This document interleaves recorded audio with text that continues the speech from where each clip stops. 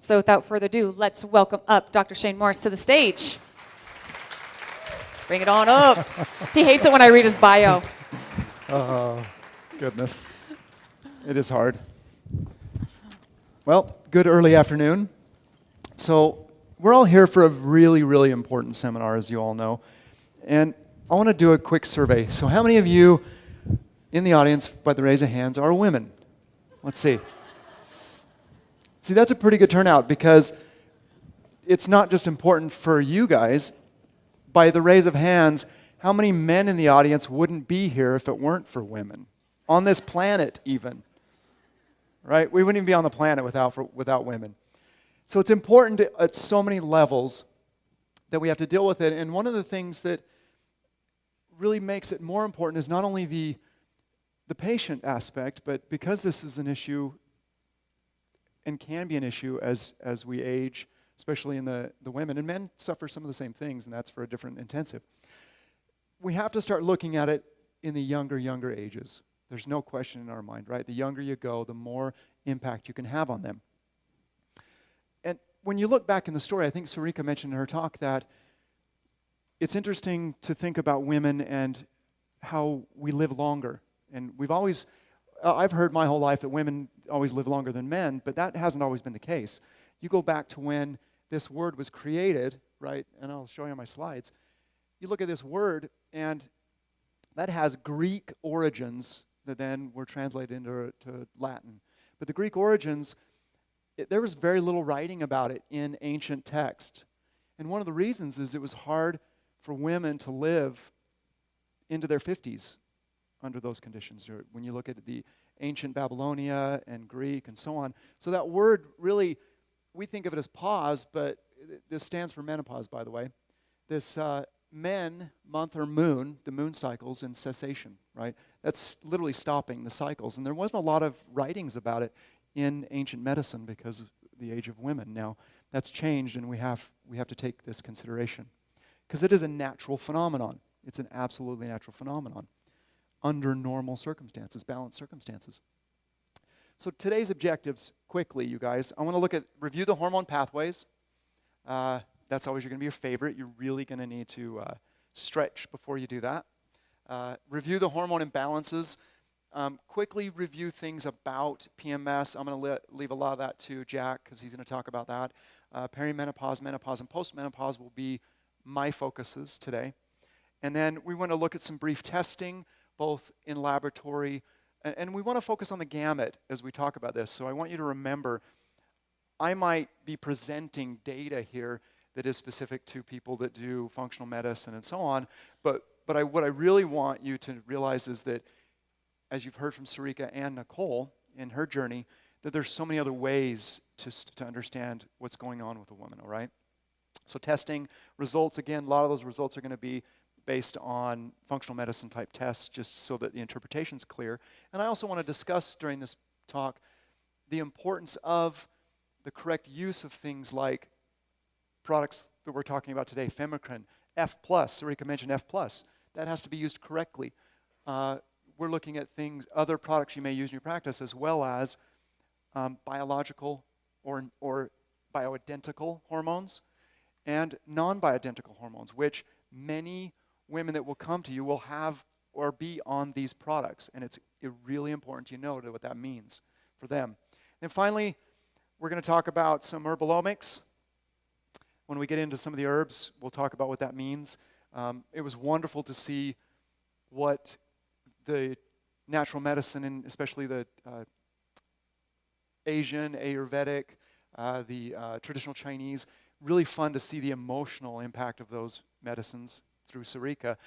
And then for me, we're going to delve into what does that mean at the level of the cell, because we now have the tools to do that. We have the tools to say, take some of those herbs that she talked about, which we will, and identify how it actually has an interrelationship with your DNA.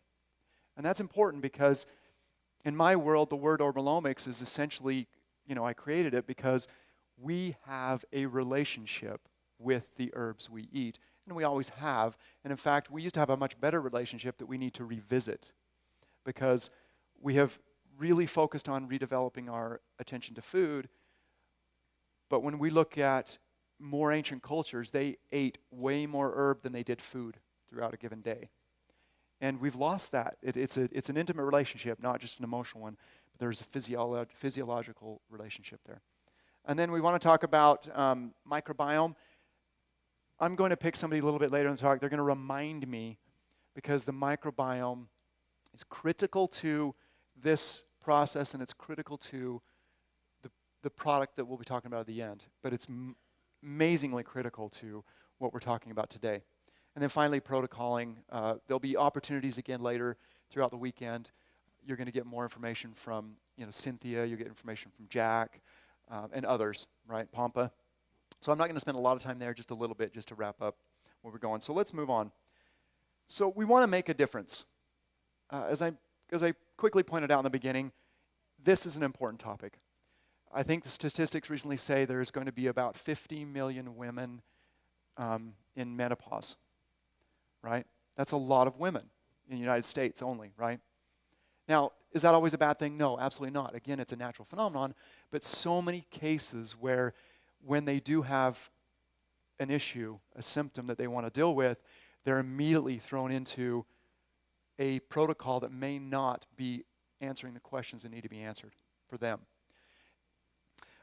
Nicole mentioned, we do joke about these things we're talking about today, but it is really a serious thing. And for me personally, as Nicole mentioned, our genetics, our familial histories, in my world, there's a lot of women that it's really important to cover the subject, right? It's really important for me, it's important for them, their children, their children's children.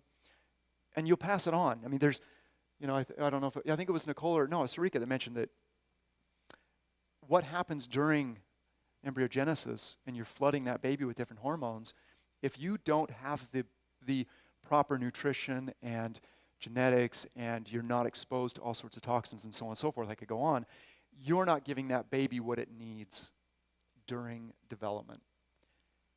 Right? That's huge. That's so huge for the rest of that child's life. And then you add to that the xenoestrogens and stresses. Stress is huge. Right? We start off with kind of an empty plate, and I'm talking an empty one, not in the way that we want a clean slate, but an empty one. We don't have any tools. We don't have nutrition. We don't have the right progesterone setup. Right? So all that being said, it's important, there's in my life, so I know it's important in your life, because I cannot be the only one that has, concerns about this particular phenomenon with women in particular, and men too, but that's next intensive. Well, let me get into some things, and hopefully you'll see this more than once, because it is a tricky little thing. It's easy to understand, but I want to show. So here's the ovulatory cycle, and where you can see the growing follicle, ovulation, corpus luteum, and so on. This is the process. If you look down at the bottom, that's your 0 to 28 days, okay?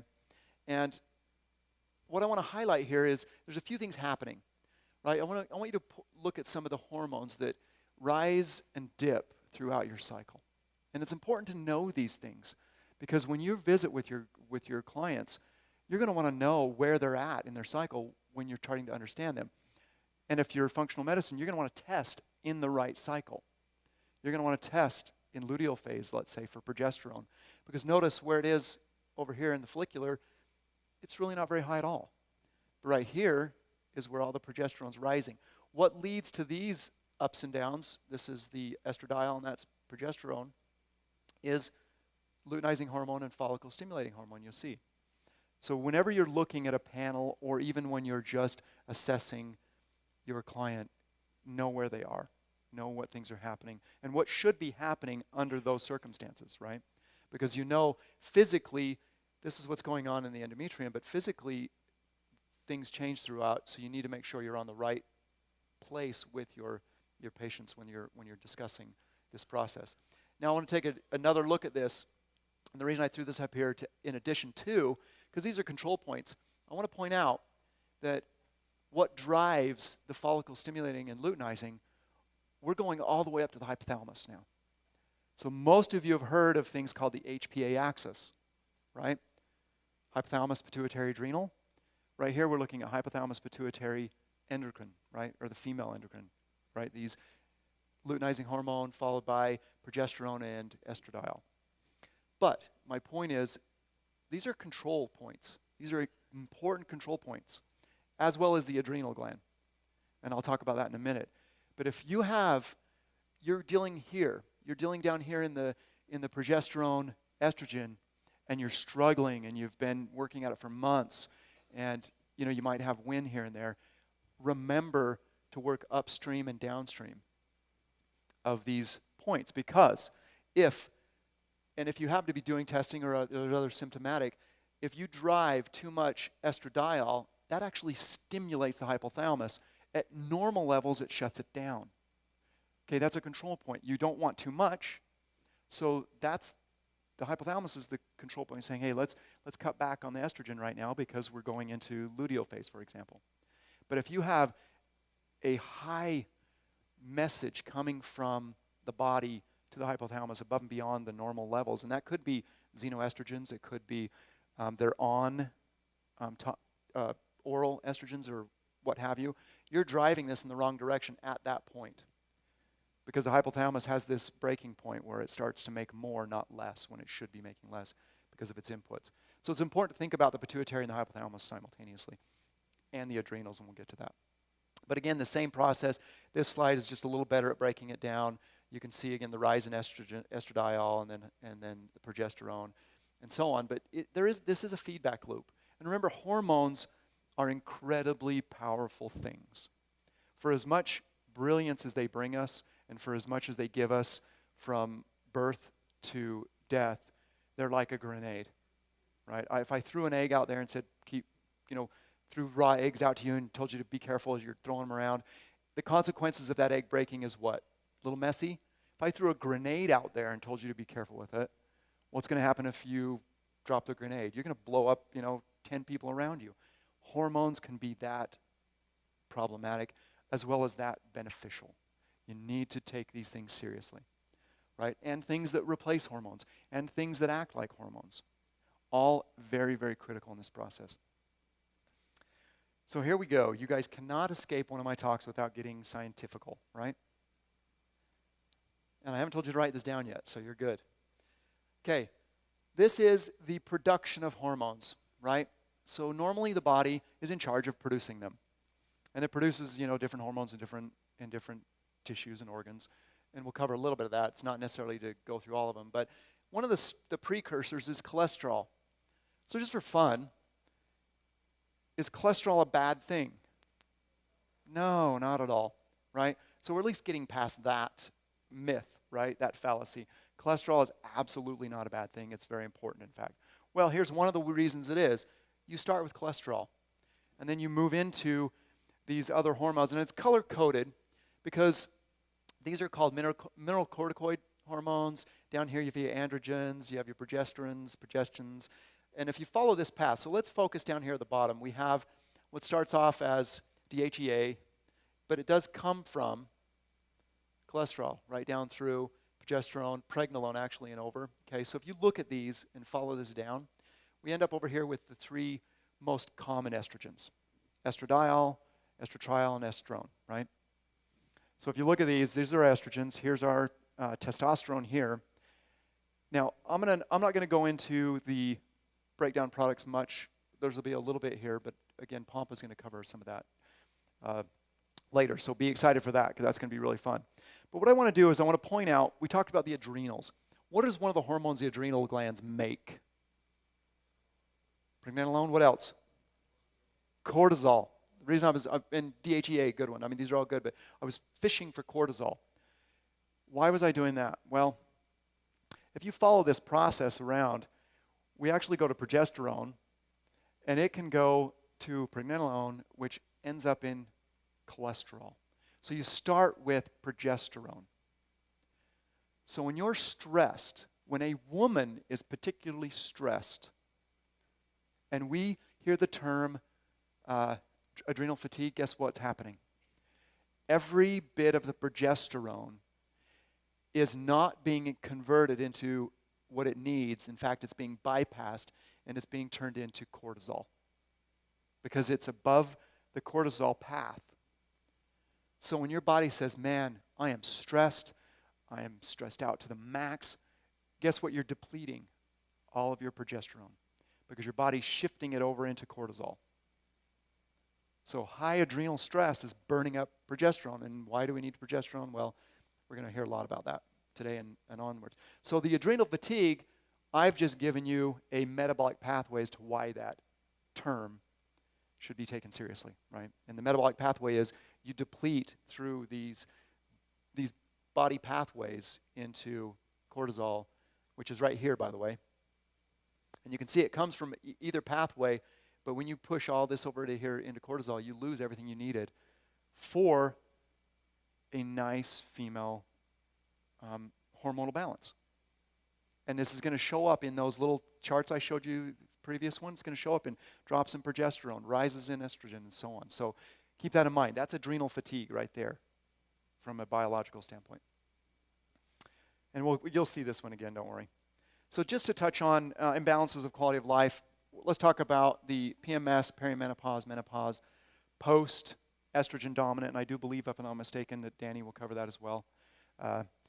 Estrogen dominant is really fun. It's really, truly progesterone deficiency is what that kind of essentially amounts to. Other hormone balances, we got oxytocin, testosterone, neurotransmitters. Again, most of what I've just read to you is considered natural phenomenon, but it's when it's happening unnaturally or out of balance that we are concerned, right?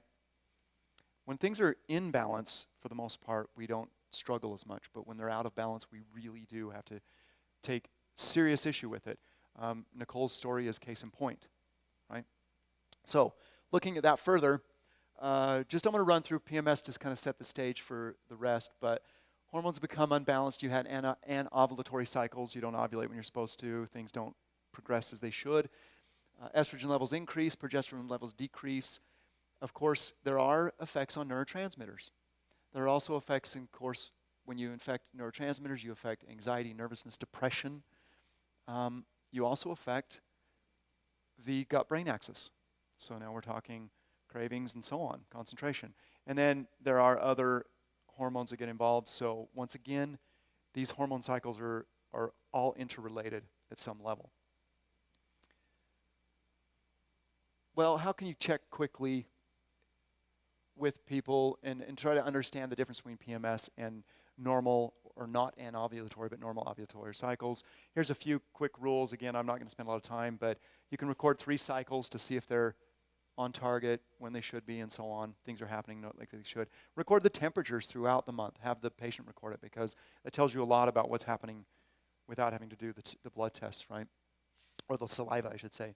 Rule out hypothyroid. That's a really critical consideration, because hypothyroidism masks as a lot of these symptoms, by the way. And again, the thyroid does work back to these hormones, progesterone and estrogen, and they can influence what's going on ovulatorily, and it's really the thyroid. Look at cortisol, or at least the way, again, whether you do your testing in office or through functional medicine. And then, of course, the same thing happens here with progesterone and estrogen. Temperatures, these are all things you can do either in office or send out. So before we move on to perimenopause, I want you now you're going to write stuff down. So now we're going to draw, okay? I would take the pink paper in your book that precedes my talk, because I'm drawing a big picture, and I want you to draw all this out. Oops.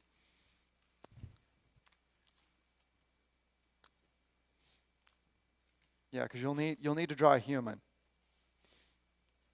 All right? So get ready. We're going to draw a human, and we're going to draw them to the side so we can see their mouth, right?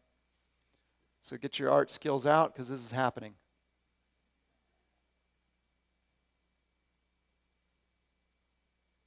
We don't have to draw their whole arms. Don't worry about that. We can kind of make it feminine if you want. It's totally up to you. Depends on how you want to go back and look at the picture. Now, it's a really terrible, mine does not look feminine, so don't. But I drew our eyes too deep.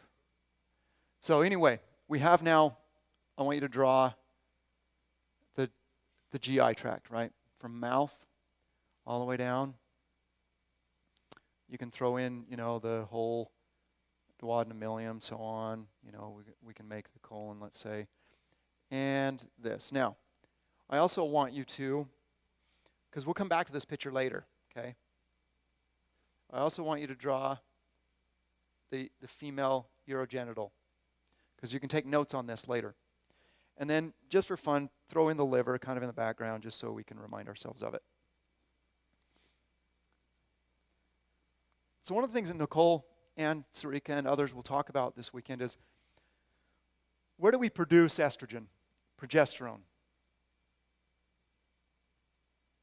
Anybody want to throw out a guess? Ovaries, corpus luteum, progesterone, right? During the luteal phase versus the follicular. So that's a huge, when women are in the years of being able to bear children, childbirthing years, that's where most of it comes from. Where else can we produce it? Now, let's fast forward to peri-menopause, post-menopause. Now, where is it being produced? Pardon? Fat, adipose tissue, and adrenal glands. Okay? Now, the adipose tissue does not produce progesterone, just so you know. The adrenal glands can, but now we have a situation where, and I don't want to steal too much from Danny, but we now have an area where we can produce more estrogen than we can progesterone, post-menopause. So now we can become, and I have a slide on this, but just so you know, we can drop estrogen and drop progesterone in menopause, perimenopause, and the progesterone drops about 90%, the estrogen drops about 60%. So what does that immediately tell us? You could start entering estrogen dominance and you don't even know it, just through aging, right? Going through that process. And now you add adipose tissue to it, and that becomes another source of estrogen, not progesterone. Okay, so just think about that as we move forward. That's the natural phenomenon, and it might not be balanced. But taking our young lady here, or old, middle-aged, whatever we want, there are different routes for hormones to be given. Let's say you have a patient come in and they are on hormone replacement. Let's talk about a few caveats. If it's hormone replacement therapy, and I think others will kind of go through this process with you, but there are so many people that are on it. How do I know that? Go look at the drug numbers, the drug companies that produce estrogen and progesterone and the synthetic versions of it, and they're selling billions and billions of dollars worth a year. So there are many, many people that are on these things, okay? Like it or not, you're going to likely see somebody. So what I'm telling you right now at this part is that you're likely going to see clients that are on some sort of hormone replacement in your office. There's a good chance of it. So how are they getting it? Well, they're getting it either oral, transdermal, so you can you can take, if this is the hormone, they're either getting transdermal, they're getting oral, or they're getting intravaginal. Those are the three most common routes for those from an allopathic standpoint, right? And sometimes functional, depending on whether it's a synthetic or a bioidentical. Now, first and foremost, there isn't a single person that has a brain that has thought about this that would allow you to keep a patient on a synthetic at all, for a day, for a minute, okay? Let me tell you why that is. I'm not going to draw this out for you, but I'm going to go back a few slides. I want to show you guys something right here. I want you guys to take a moment. You might not be able to see it in your book, so look here. I want you to look at, let's pick, let's pick this one. Look at testosterone, okay, as a molecule. And now I want you to look at estradiol. Do you guys see a difference? It's really hard to see a difference, isn't it? I am going to point this out on both sides. I'll be over there in a second. I want to point this out because it's important. Estradiol, from a chemist standpoint, is almost identical to testosterone with the exception of these double bonds. This one has 1, this one has 3. That doesn't change much, does it? In that world, that is so insignificant. And what biologically is the difference between those two is amazingly dramatic, is it not? Testosterone versus estrogen in your body. Now think about that, because if I were to put, and I don't have it here with me, or I didn't want to, if I were to throw on that screen a man-made synthetic estrogen or progesterone, it is so much different than anything you see here. Imagine what that's doing to your body. We don't even know all the things it does. And one of them is Premenopause, which is pregnant mare's urine. Well, mares produce a lot of estrogens. They don't just produce these three. So not only are you getting weird estrogens, you're getting many, many, many of them, and we have no idea the ramifications, short-term and long-term. Progesterone suffers the same thing. So back to that slide, you guys, they're not even close to anything on this entire natural chart. They're so far off this chart. I would recommend when you have a case that comes in like that, under no circumstances, you must sit down and say, please stop that. There are other alternatives. Get with your allopathic, or whatever you want to do, but the synthetics are no good whatsoever. There isn't a single case found. They increase cancers, they increase long-term side effects, they increase the menopause symptom. I mean, they're just no good. Okay, so that's the first story. A little dramatic, I know. But at that there's no argument there. That has to happen. So then what are the differences between oral, transdermal, and transvaginal? Well, this one, for the same reasons, if we go back to the slide, and again, Dr. Bump will fit on that, for the same reasons, or some of the similar reasons, we don't want to do the fake ones. If they are on a bioidentical, and you want to keep them on that, or you're working okay with that, that's something you can work with and not have a problem. The oral route, what happens is you take the bioidentical, and hopefully and again, I'm going to make another caveat here. Bioidenticals in compounding pharmacies, you can get Estradiol and Estradiol. Together they work better than just Estradiol, because Estradiol has what we'll talk about later as more plant type interactions, more phyto estrogen interactions. They're gentler, they don't bind as directly, they don't turn on genes, and we're going to get to that in a minute. So go with both together. It's more healthy. Same thing with progesterone. Go with the identical. But these get metabolized by the liver. So when you eat, when you orally take either one of these, whether it's progesterone, testosterone, estradiol, so on, your liver metabolizes approximately 90% of it into metabolites, which means you're only delivering 10% of what you've eaten. And then you have all these metabolites running around in your body that have to be dealt with through phase 1 and phase 2 of liver detox. It's just not a good idea.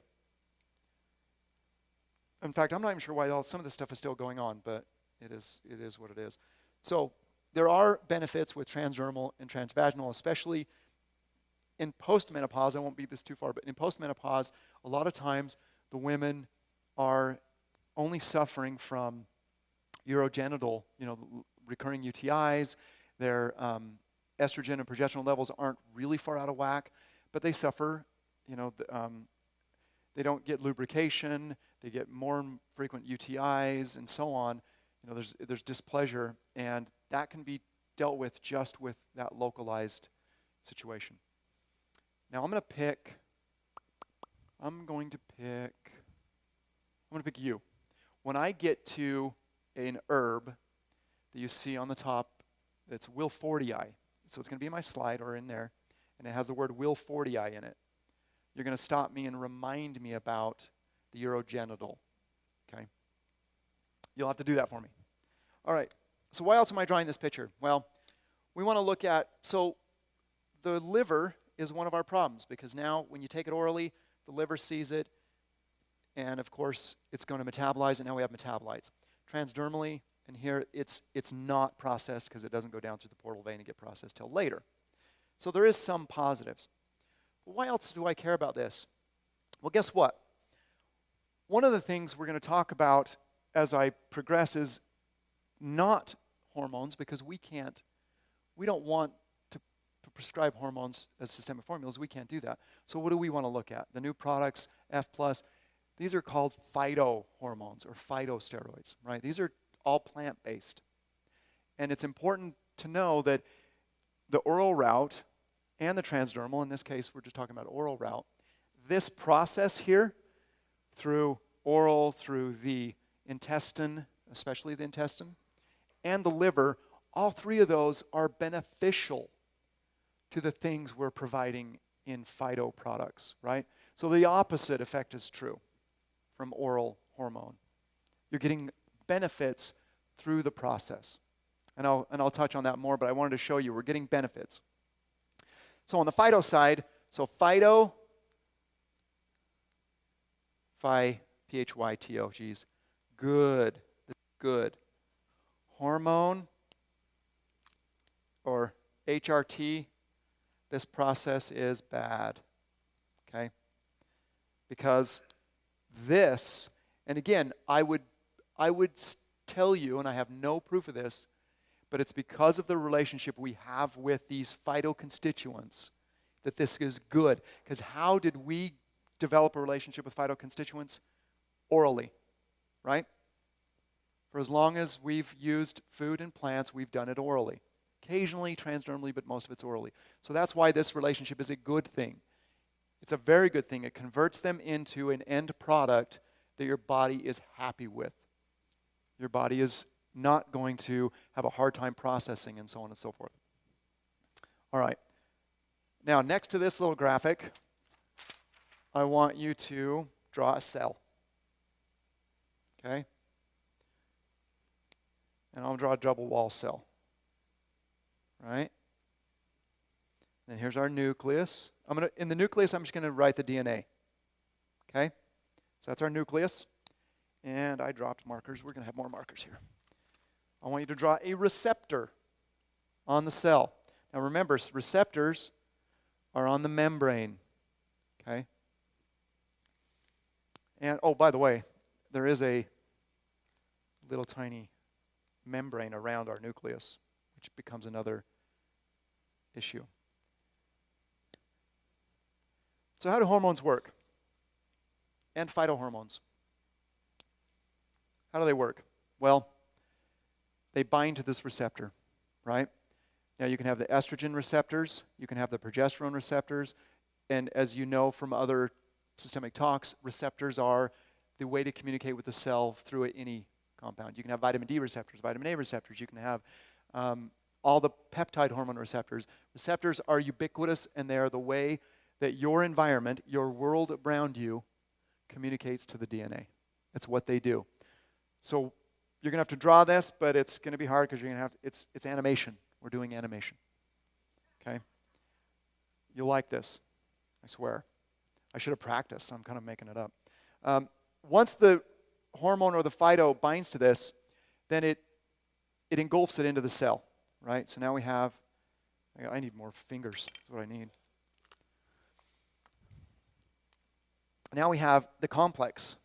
This complex transits all the way to the nucleus in many cases. On the nucleus, it turns on a gene. The gene then makes RNA. Okay, now you're learning all sorts of crazy stuff. Now we have RNA. That RNA now makes a protein that goes out into the world. That protein is what your hormones do for you every time you get a message. That protein could be, I'm going to make the protein out here, it's kind of glob. That protein could be an enzyme to digest something. So, gastrin, when you eat something and it tells your body to do, that message goes to the cells in your stomach, hey, send out the acids, send out the enzymes, you need to digest this food. That was a message that was translated into an action. Everything that happens in the cell happens in this fashion. And hormones are one of the most powerful ways of doing this. So when you give somebody a hormone, you're going to get an output, are you not? You could start menses, you could stop menses, you could stop a pregnancy, and so on. These things are so powerful, but this is how it works. It goes down in, it talks to the DNA, and then it tells the body to make a message. That's how they work. Why am I telling you this? Because we have natural products, non-hormonal based phytos that do the same thing. Or, if we want to look at this in a different way, where's my blue in my hand? Okay, so over here I'm going to draw a blue receptor. And my phyto, I don't want this message to be sent because estrogen is sending this message too much. We're high in estrogen. So in my Phyto world, I can block this with the Phyto, and this actually cancels the message and doesn't allow estrogen to bind, right? And there's different kinds of receptors that bind different things. So as I progress through this talk, you're going to have different, I'm going to refer to things, and there's different kinds of receptors. There's ER alpha and beta, and they tell different stories in your body. They tell you to make different things. So as we tell them to turn on or turn off or turn on, we want it to be making messages that we want it to make, not messages it doesn't. If you're high in estrogen, you're making a lot of things you shouldn't be making, which is why you have breast tenderness, which is why you're anovulatory, which is why when you're estrogen dominant, you end up producing things, I think Nicole said this, that leads to cancer cells because you don't turn them off. They keep making. And progesterone is the one that causes you to say, hold your horses. This isn't necessary. We don't need to keep reproducing these cells. So this phenomenon, cellular phenomenon, is wonderful to understand why we've put things into our products, right? This is the herbalomics. This is the information coming from the herbs and nutrients speaking to the DNA, telling it to make good things, to not make bad things, right? And you can call these competitive inhibitors here or agonists. So if those of you that read articles, this would be an agonist. When it stimulates, this would be an antagonist. It would stop a process. So what did we do? We need to find a balance. We need to find a balance with these phyto constituents so that we stimulate progesterone when we need to, we reduce estrogen when we need to, and we don't overwork either way. And then we can also work on things like the metabolites, or what's coming out on this end. Okay, so this is the science. And if you wrote that down in your book, you can refer to it, and you won't want to scream later. All right, so let's get into some of the fun now. So the imbalances in the quality of life, I mentioned this. If we look at premenstrual, because I jumped back, let's go to perimenopause. So just a couple of classifying notes. It's not going to be, these are just for you to read, but estrogen is produced mostly by the ovaries. I mentioned that. Same with progesterone, but it doesn't have the adipose tissue key. And then, of course, we have the other thing I want to bring up right here that I brought up before is look where they're produced post-menopause, perimenopause, and menopause. Those two hormones are now produced by what gland? The adrenal gland, minus the adipose tissue. And what are you stressing out when I said about stress? The adrenal gland. These are tied in. What is this circular reference I'm going to keep making throughout the day? The circular reference is gut. You can call it gut brain if you want. Brain. And we'll call it the HPA or the androgen or female hormones, okay? There's a circle here, and they're intimately connected. And if you want to go take this from just an emotional look at it, what are the three things that get most affected by an imbalance of female hormones? Brain, depression, anxiety, and so on, and the GI tract. They're intimately related, you guys. This little circle here, you can't get off that circle. That is a natural circle that you have to stay on. And we consider that when we're looking at the herbs and the nutrients that we want to apply to something like the new product. This is fundamental to our thinking. All right, so if we look at the result of, during perimenopause, these things start to fluctuate. You start to lose. You don't go through the whole cycle fully, and you don't go through it all the time. And so now your hormone levels are all out of whack, right? You're not producing, the corpus luteum is no longer producing progesterone. So estrogen is dominant for a while. Then when estrogen drops, and so on, right? So and then you stress out, now your adrenals are shot. So this is good to know. But after, now we really start to plummet. Once you no longer ovulate at all, these levels drop in the blood significantly. And in the saliva, and so on. And in the tissues. So when you start dropping them both, and I mentioned before that one drops more than the other, we have to be considerate of that. We have to be considerate of the progesterone drops further than the estrogen. Oh, and by the way, I should mention that we can still make it from DHEA, but again, the DHEA is produced in the adrenal glands, right? I keep referencing that. So let's look at natural versus unnatural. This is a consideration, again, in the office more than it is for me looking at systemic formulas and what to offer to you guys. But this is a consideration for each of you in the office because you have to look at what is the cause? What is the underlying cause? You can't just go after symptoms again. You've got unnatural menopause, surgical removal of ovaries, orectomy, hysterectomy, ovarian cancer. Now I want to mention chemo and radiation anywhere in the body causes this problem. It doesn't have to be in the urogenital tract. Chemo, radiation, anywhere, any kind of cancer treatment will throw these people into what's essentially early menopause, okay? Pituitary gland, hypothalamus, which isn't as common, poor nutritional status, and xenoestrogens. This is a big one. Xenoestrogens is huge. It's becoming more and more prevalent, and then you combine that with things like heavy metals and so on, you're going to have a lot of challenges right out of the gate. Xenoestrogens are being found everywhere. That same group of people that I'm following with, showing how many progesterone and estrogen synthetics are out there, they're also tracking these synthetics in the environment. And synthetic estrogen in the environment is everywhere. You can find it in every water source. You can find it in every soil because it doesn't degrade. Remember how I told you it's not natural and it doesn't look like those other ones? Because there's nothing that can break it down. You don't have the enzymes. Nature doesn't have the enzymes. So it persists forever in nature. So when you drink water or you're recycling through, your water treatment plant has to recycle and reuse, you're going to be seeing these xenoestrogens in the environment. And then you add to that plastics, BPAs, the different styrofoam, polypropylenes, and so on. We're compounding the issue. And the younger you are, the more compounded it becomes. All right, oops. So the clinical descriptors, this is just a short list. You guys can have your own long list.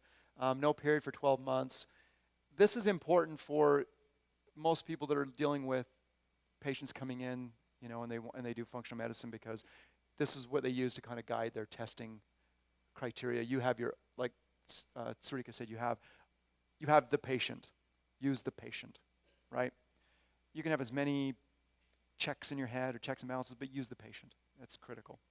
And I can promise you that when you listen to Nicole's story, and it's not unique, the patient is paramount because they are the ones that have been miserable, and they're the ones that we have not been able to help, whether it's you, whether it's me, whether it's their OBGYN, whomever. They're the ones that need the help, right? Not their hormones, not their bladder, not their, they need the help. Keep that in mind. All right, hot flashes, sweats, these all have a really important role. And for me, the reason I wanted to put them up here is I want to show you guys that some of the things that we have, again, in nature, some of the things we have in this product, the studies done on the herbs were done for these reasons, not because they were monitoring their hormones. They were improving the life and the quality of life for women, right? Those were the studies where we improve the quality of life. So we have both. We need to balance both, the quality of life and what I'm trying to show you is more of the behind the scenes and how we get to where we get. All right, so let's talk about the Dominatrix briefly. I want to kind of set Dr. Pomp up with this. I've hit some of this, but remember, it works through many factors. Now, estrogen's a good thing in balance, so is progesterone. And remember this little circle up here? It's right here. Estrogen and progesterone both help brain function. They both help cognitive function. They both help the second brain, the vagus nerve. These are not, for example, it affects neurotransmitters, acetylcholine. The progesterone affects serotonin and GABA receptors. It actually does. So that's why when it's off, we can have anxiety, we can have depression. There is an intimate relationship between these hormones and neurotransmitters. That shouldn't be forgotten. When you are in dominance, and you'll get a lot more of this, it's critical. There's things like iodine deficiency in that level, right? Breast tissue iodine deficiency, it's actually problematic because it needs the estrogen binding and progesterone in order to work, which is why breasts become such a problem for estrogen dominant women. And that's where cancer starts to really come into play. All right, I mentioned this too, but I just want to remind you, based on the work that we've done on these herbs, we had to look at the alpha, estrogen receptor alpha and estrogen receptor beta, because they behave differently. So although that's way more than you need to know that that's what we looked at when we were looking at these phyto constituents to put in the product, because we don't want to drive too much alpha. Beta has a protective effect on alpha in the body. So that's what we wanted to focus on. So I mentioned this earlier, and I want to recover it. In office, we have questionnaires. You know, you can do diary for, and that took me a while to spell check, diary versus dairy. That is diary, I swear. Skin, hair, the cycle, again, recording temperature and cycling, all that. You know, you can work with your patients, and you haven't even gotten to laboratory tests.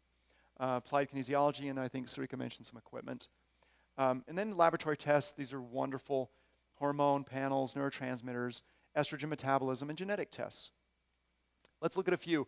Since I made my slides, though, I have had more experience with different labs. And so I've thrown one up here from SpectraCell. The other laboratory I've worked with now is Labryx, and I really do like their panel as well. You just go on and check them out. This is just they do things like, I threw it in here, yeah, it didn't show up. They'll do things like a ratio, the progesterone to estrogen ratios and things of that nature, which are helpful if you do functional medicine. You can't see the ranges very well, but they have ranges, and some of these ranges are huge, so you still have to get to know your patient because the range is so wide, you may not learn what you need to learn if you're doing some of these tests. But it looks at some of the work. This one happened to be done on a person in follicular, but you know, there's really more information in the luteal in many cases. So remember, you have to pick when you're doing it. And it's assessing different things. So there's 3 estrogens. This only looked at 1. You know, in my world, that's not information. You want to look at all 3. Because the Estradiol has a protective effect with Estradiol, right? Estrone is not that important, and we'll talk about that in a minute. But progesterone, we got the follicle stimulating and the luteinizing hormone. See, those give you some look at the pituitary, briefly, right? Just a window. See how the pituitary is functioning. We can look at, and as we keep going, DHEA is the adrenal, cortisol would be adrenals, and so on. So there's some information here, and there's different tests that people offer for female panels if you do functional medicine. Oops. This is a quick one again. I just wanted to show you that you have to be cognizant of the metabolites. And Dr. Pompa is going to spend a lot more time on this. And in my world, the metabolites, for me, I was interested in it because I was looking for the right kind of herbs, right? These are estrogen metabolites, but I was looking for herbs that had an impact on these. And some of the herbs we're using have an impact on this process. What I'm saying is they affect the enzymes that turn the estrogen metabolites into the bad guys. There's bad and good. If we can affect the enzyme that turns them into the bad guys, you won't be making these metabolites that wreak havoc on your body. And there are plants that do that, and we've chosen those plants. That's why I'm interested in these. Clinically, Dr. Pompa is going to get into why you would be interested in them in much more detail. But it's fascinating because it's really important from a research standpoint how to pick the plants that are going to do what you need them to do, because nature will provide. Well, what does that look like? For me, these are all the metabolites. Again, I won't spend any time on that, but down here, they form what are called DNA adducts. Well, that's another big scientific word you guys probably never use again. You can write it down if you'd like, but what is a DNA adduct? A DNA adduct is when this compound binds to DNA, and it doesn't come off. When you bind something to your DNA and it doesn't come off, and then your machinery comes along, now that machinery runs into that adduct and breaks the DNA. Or it pulls it out and puts the wrong thing back in. What do we call those? Mutations. When we break the DNA, what do we call that? Mutation. We start to introduce into your DNA mistakes. Now, let's say you're pre-menopausal and you're still in childbirthing years, and you're getting these DNA adducts. Well, you're getting them in your eggs. You're getting them in places that could be passed on to the next generation. Okay, these are mutations that can be passed on, but you can get rid of them by not creating these adducts. And these adducts come from these estrogen metabolites, right? So you're doing yourself a huge disservice in this process, and your potential children if you're still having children. Okay. So interpretation. Well, this is an interpretation that I threw up there based on talking to 3 clinical labs. And I don't know that other clinical labs may have a different interpretation. This is not a hard and fast rule, but it's believed that salivary hormones, the steroidal hormones, testosterone, estrogens, the different estrogens and the progestins, are best determined in salivary because those are the free hormones circulating in the system.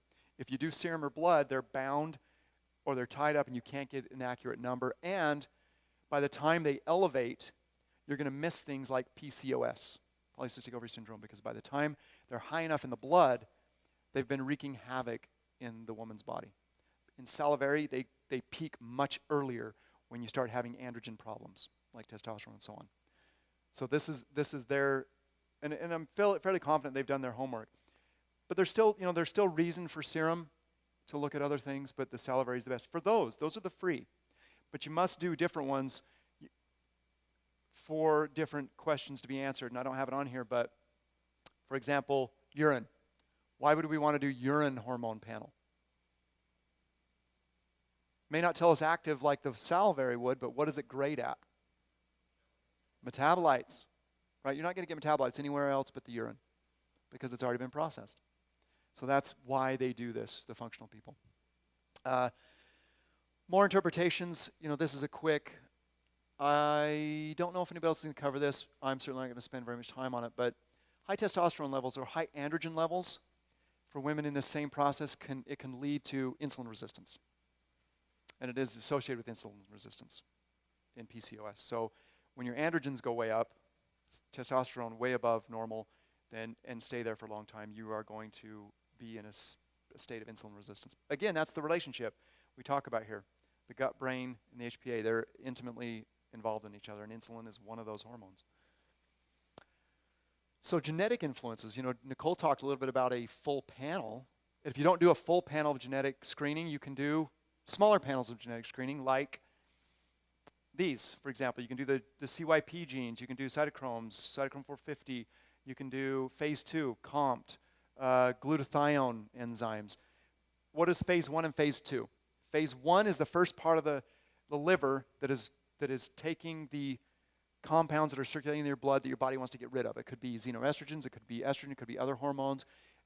It's certainly getting rid of all the toxins you've produced and or your diet or exposure is producing, right? Phase 1 is your first line of getting those things out of your body. Phase 2 is the secondary to change the phase 1. What does phase 1 do? It hydroxylates, it hydrolyzes, it reduces, it oxidizes, right? That's what it does. It's a really reactive part of your liver to get rid of toxins. The second half of your liver is what's called conjugative. It adds things like glutathione to a bad guy so that your body goes, whoa, he's no longer just bad anymore. He's got glutathione on him, let's get rid of him. It adds things like sugars to get rid of them. It adds things like methylation groups to detox. We've heard about methylation depletion. That happens in the phase 2 liver detox process, right? Those are called conjugated sites. Well, that being said, you can actually test for genetic shortcomings in individuals where you may not have the full tools to get rid of or detoxify things because you've been given the short stick, so to speak. You have mutations in these enzymes that need to be helped along. So how do we do that? Well, we can do that nutritionally, and we can do that herbally. We can help that in both ways. We can help these enzymes. And we have the best tools to do this. No other healthcare or medical group has the tools that are needed in this process. Herbs and nutrition is the best 2 ways to do this. No bueno. Drugs actually complicate this because your body wants to get rid of drugs. And so your drugs tie up these processes and make further problems, right? It's one of the areas that things like antibiotics and hormones, they muck this up big time. All right. So you can get those tests done, and they're really not that expensive, and they're becoming much more available for lots of practitioners in lots of states too. Well, let's start to wrap up a little bit of where I started on my objectives and narrow down in. Now, we've done a lot of physiology, biology. We've introduced a little bit of botanical information and nutritional, but let's dig deeper now. Forget these for a second. I want to go through the process here in a minute of what these do and how they're beneficial. And it's really fun to be behind Sarika because, as she and I did speak, when you look at the traditional Chinese approach, it's phenomenal then to take that. So for those of you that, whether you practice energy medicine, traditional Chinese, Ayurvedic, allopathic, and or functional, whatever you practice, what you can know is that we're able to link them. And I think Nicole made that point. I looked at these that Sarika was able to kind of work through and understand from a Chinese medicine place of healing, and look at what do they do to us at the cellular level. And they do things, you guys. It's cool. We have an amazing relationship with these plants. It goes way beyond how they make us feel, because they make us feel by going in there and speaking to your DNA. They do that little chart I drew where they bind to receptors and they turn on genes and they turn off genes, and they make you take on more serotonin and they dopamine, and they help you produce more acid when you're digesting, and they help you run harder because they've helped you make more ATP, right? So they do all these things, and they do it at that level. So it's really fun to hear from you guys from the energetic or the traditional and say, you know what? I'm going to look into some of these. And the peony, I'll just tell you now, the peony has an amazing effect. It raises progesterone. So it binds to things. We don't even know how, but peony raises progesterone levels subtly. You know, it doesn't shoot it out the roof, so you're like now progesterone dominant. It's subtle. It's natural. So how cool is that? When you look at what she said that it did symptomatically or, you know, as a whole human being, it makes sense, right? It's wonderful to see those things. And we'll talk a little bit more about some of these more, but that was really fun for me to see, to go deep into these as opposed to just the symptomatic side. And they're powerful, and this product's going to be powerful, so you're going to have to start with probably one dose, one capsule, even though we've said 2. This is the bomb, right? This piece right there is what separates what we're talking about today from what you've heard from maybe anybody else.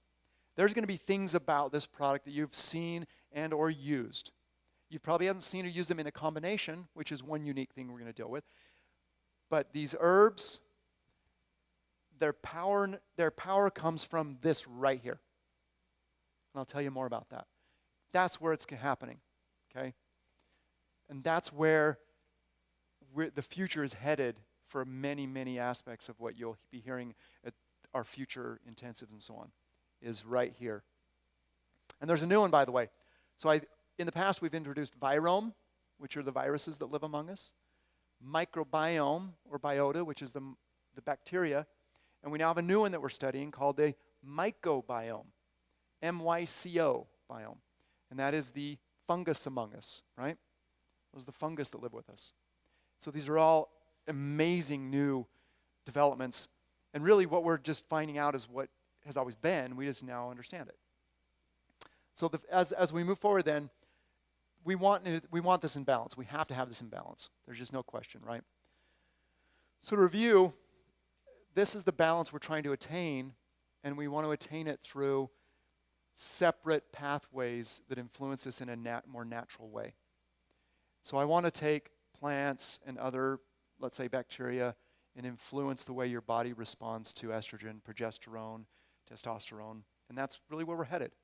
And again, we're not creating something new. We're taking care of what we've always had in our world. We're actually revisiting what we used to have before it was TV dinners and high-stress jobs and plastics, right? I'm going to just pick on those three. They can't come and take me to jail, I don't think, can they? TV dinners at least have died, thank goodness, but yeah. McDonald's and those guys haven't. Let's start off. So what makes this really cool? And this is the herbalomics side of things. And this gives you guys an insight into why these plants are cool. And there's more than this. I'm just giving you a taste as to why we care about these plants. So let's look at Norway spruce, which I'll talk about in a minute as being part of your future products. But Norway spruce, fantastic plant. Let's look at a couple of publications. Here's the publication if you ever feel like looking it up, and I have many more. But what does it do? So it competes with the estrogen 2 alpha receptor to induce sex hormone binding globulin. So what it does is it improves, lignans are produced by this plant. You then convert lignans into something that binds to the estrogen receptor in your body, as we talked about. And then when it does, it actually induces sex hormone binding globulin. That is a protein. I know now I'm throwing new things at you. Is it a protein that binds sex hormones, estrogen, testosterone, and progesterone? Why does it do that? Because it keeps them protected so they're not running around turning things on and off. Okay? So it's a good thing. We want that because when we start to have too much estrogen and too low progesterone, we want to bind it up. Or if you have too much testosterone and you want to bind it up, get it under control. Don't let it wreak havoc. So that's how this plant works. And this plant goes way back in history as to being beneficial for women. Now we're understanding why it's beneficial for women. Okay? Let's look at another one. Hops. Anybody that drinks beer knows what a hop is, right? But hops, turns out, has been around with humans for a very long time, and we've developed quite an interesting relationship with us. More than just what I'm telling you here, by the way. But hops is a P450 inhibitor. So it stops the conversion of estrogen to those estrogen metabolites. Okay? That's how it works. Just take the natural supplements, don't drink beer. I can't condone that, Brady. And here's some of the, what it does shut down. And it shuts that down in a process that we care about. Now, I've also thrown in here, it was studied with licorice. And it seems that, along with licorice, there's a beneficial effect because they affect different estrogen receptors. So now we're getting synergy. Now we're talking about synergism between herbs, right? Let's talk about another one, Cyantium wilfortii, Flombus cimbrosi, Centella asiatica, Angelica gigas. Ah, thank you. So she remembered to tell me to bring something up here. So, what does it do? Well, let's talk about all the different things. So there's serotonergic, oh man, I can't even say that. It helps serotonin receptors. It helps you bind serotonin better, which is what? That's your happy drug, right? People that are on MAOIs, SSRIs, and so on. So this would speak to some of the Chinese improving well-being, feeling of well-being. And actually history proves that. But now we know why. It affects serotonin. That's Angelica sinensis. We look at the Flombus, binds to the estrogen receptor to selectively modulate. Now, I told you earlier that Estradiol selectively improves Estradiol.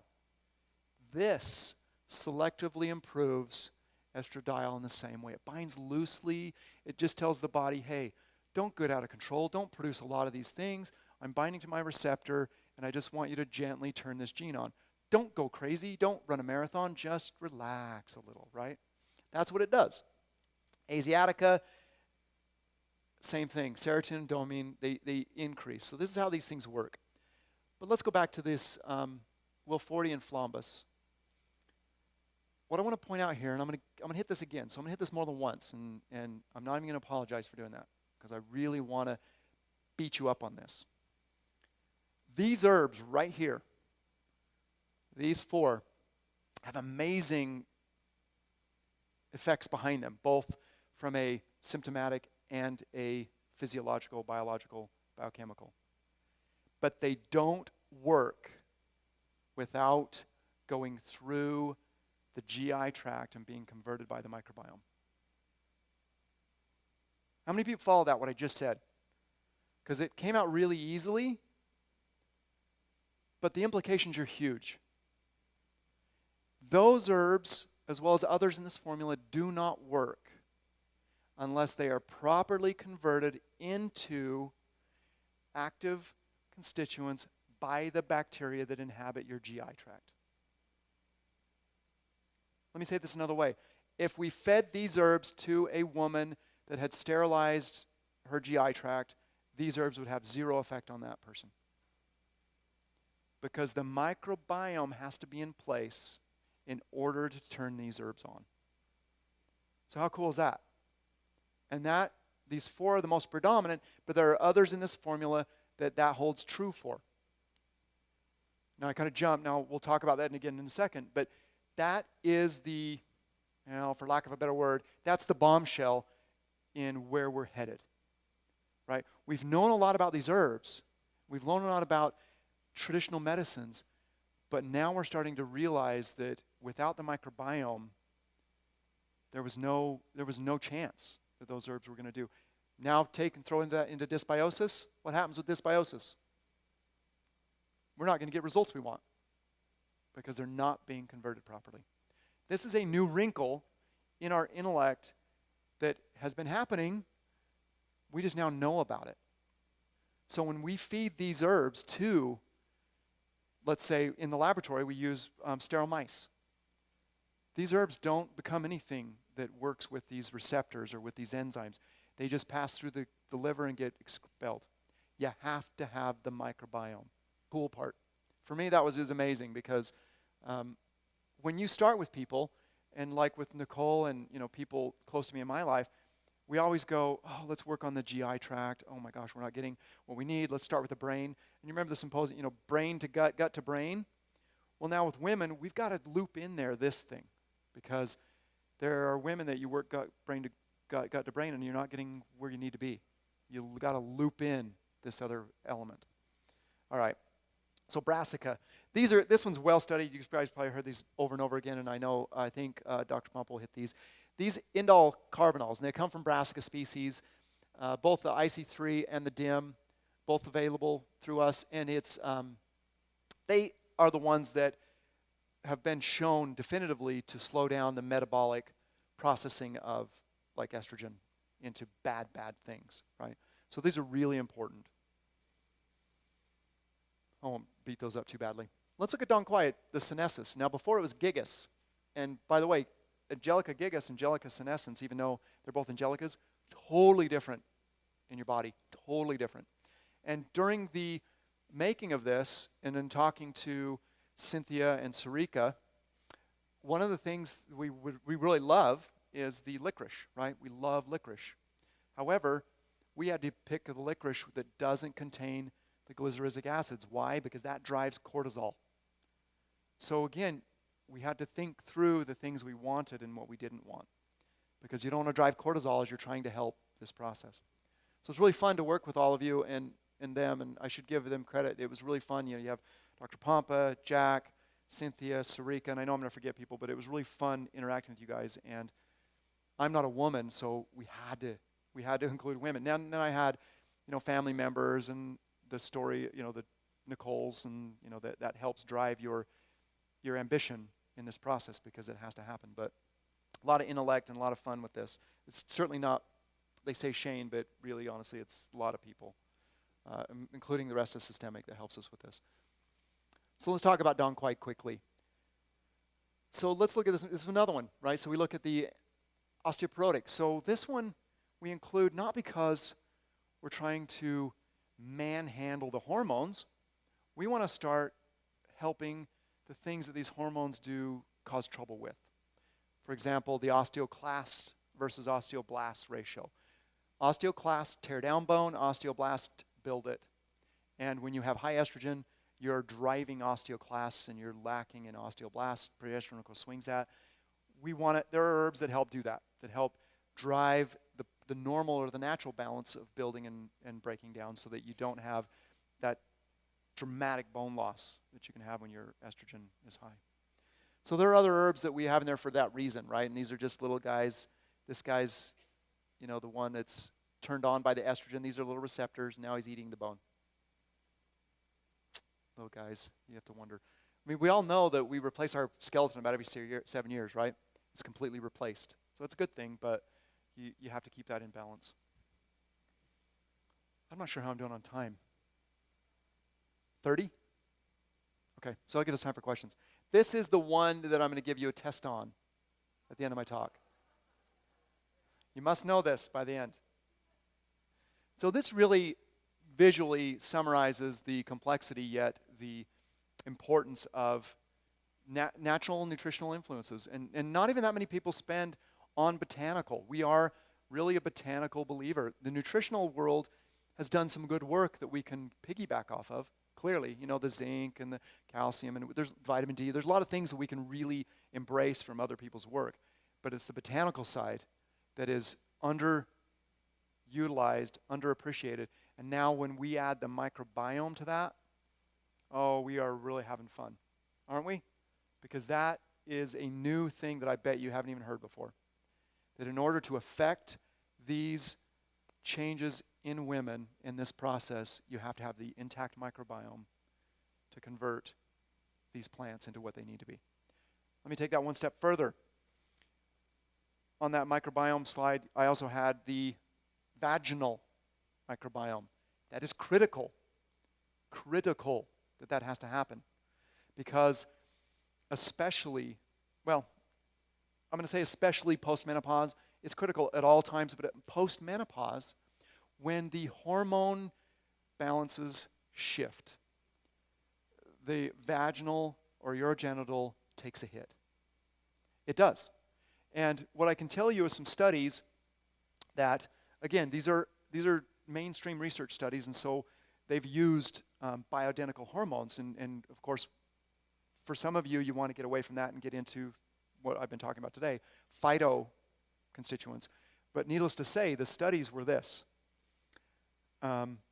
When they took postmenopausal women and studied the GI or the vaginal microbiome, and they took healthy childbearing women, they found some distinct differences. Well, some of those differences were in lactobacilli and some others. We were able to get our hands on some of those lactobacilli, which we've included. But the other difference they found is that when your hormone levels drop, estrogen, progesterone, it starts atrophying the tissue, the vaginal tissue. It no longer secretes the mucus, it's no longer lubricated, no longer becomes a friendly environment for what we call these fermentative anaerobes, which are the lactobacillus, some bacillus, some Urocodes. There's a whole bunch, Gardnerella, a whole bunch of species that live there happily, and they keep you healthy. They keep you free from the yeast, free from the vaginosis, the other bacterial infections, free from these other anaerobes that are destructive, cause UTIs. Right? It's a really amazing ecosystem that relies upon those hormones. Okay, it does rely upon the hormones.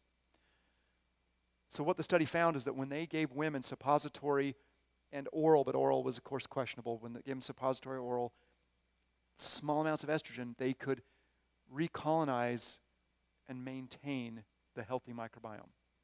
Right? So for those of you that don't want to do that, I'm going to put out there, based on that Flombus wilfordii and the data we're looking at with the microbiota, that we can start to recolonize and rebuild that area without having to use suppositories, right? Because now we know that it needs to be done, and there's that reciprocal relationship. We know that whatever those hormones are doing, and it's just locally too, by the way, right? You don't have to have circulating amounts, you just have it right there. There's this interplay. If we can interplay that with nutrition and herbs and get those organisms back, because once those organisms come back, they might maintain better, right? They might help maintain that relationship. It's when they're gone that you lose that relationship. But clearly, those women that were studying, there was quite a few, everything improved in their lives. They got, everything with the complaints they were having, UTIs and the libido, all those things got better for those women. And so now this raises, and this is new data, by the way, it's brand new data, microbiome data. Now it raises the question, can we do this naturally? And what other obstacles do we need to look at to do this? I'm going to go back to that Flombus. The reason I told you to remind me of it, it's where I dropped the bomb that we have to have the GI microbiome to convert these into positives. Guess what that Flombus was studied? When it was studied in human subjects, guess what it did? and I'm not talking, this isn't biochemistry now, this is back to symptomology. That particular herb improved lubrication, moisture, and helped decrease the atrophy. What does that tell me from a symptom standpoint? So we're talking postmenopausal women. That herb was used, and they got symptoms similar to what you'd get if you were giving them suppository estrogen. So my question is, I wonder if that herb helped improve the microbiota, because the symptoms were the same, the improvements, I mean. Now, we don't know. No one's going to do that, and those, they're certainly not looking at that any further, but, somebody, hopefully us, will look and see, well, does that herb actually help rejuvenate the microbiota? Because that's the kind of symptoms that it gave, the improved symptoms, right? It didn't help hot flashes or those things. It helped in the urogenital tract, which means I suspect that it helped the bacteria there too. It helped the probiotics. But it'd be really fun. Hopefully we'll have an answer for that for you guys soon. But we're talking cutting edge thinking with our microbiota, both the GI and urogenital, vaginal, and these herbs and nutrients, right? I doubt anybody's heard that before. It's pretty fun. If you have, I'd like to know, because it's brand new. So the future, and I'll leave a little bit of time for questions, and I think Nicole wanted the other three could come up too. So let's look at the next slide for the future. There's a few futures. So we want to look at the beneficial effects of these organisms. We want to look at how they affect not only the hormonal levels, but levels of other things like homocysteine and metabolic syndrome. And then they absolutely do, and especially for women. There's uniqueness among women. We want to look at these lactobacillus. This is the Reuteri rhamnosus, which you'll see in a minute. We want to look at the therapy. When people are being hit with, at a young age, these antibiotics, we have to repair all this. These things don't just repair themselves that easily. When you start taking antibiotics, it sometimes shifts your microbiota for years. You've got to start replacing it. And we're talking not just GI now, we're talking urogenital, we're talking skin. So this information gets bigger, but it's addressable, it's doable, it's not unapproachable anymore. So these are some of the trials you can get. Let's see. But yeah, with these organisms worked. By the way, the reason I threw this up here is these organisms worked better clinically than any antibacterial, right? They worked better than giving them antibiotics, giving them suppository antibiotics. These organisms work better. So if you get the organisms back, you've actually done what we want to do. Go after the cause, not just the symptoms, right? We've gone after the cause here for vaginosis. What else we got? Well, this is what I've mentioned before, but these things are changed. So here's a journal you guys can read. It's really fun. It's heavy, but fun. Your GI tract transforms things. Transforms them into what you need. Without that, you don't have the millions of enzymes. And I know some of this stuff is coming at you pretty fast, but you have a very limited number of enzymes in your GI tract, right? We introduce pepsin, we lipase, the amylases, there's probably a couple dozen we produce. To just chew things up to make them available from a large molecule to smaller ones, just to get the macronutrients made available so you can survive, or actually make them available to the bacteria. The bacteria produce, genomically, just by looking at their genome, the 100 billion you have in your GI, they produce millions of enzymes that convert things you eat into millions of different things. You can convert things into maybe 30, 40 different things. The GI microbiota can convert things into millions of things. We will never know in my lifetime, or probably my children, all the things that your microbiota converts herbs and food into before it enters your bloodstream. It's an amazing group of things that you produce, and we don't even know where to, we're starting down this path, but it's going to be hugely, hugely important for our world, the natural world. And guess what? At the last microbiome meeting I attended, there are companies interested in this that are, drug companies, for example, but we own the corner on this. This is us. This is natural. We were the first. We're further into it. we can own this. We can own our own microbiota and make it better and do things with it. And we don't need to wait for, things to happen. We can own it and do things for it.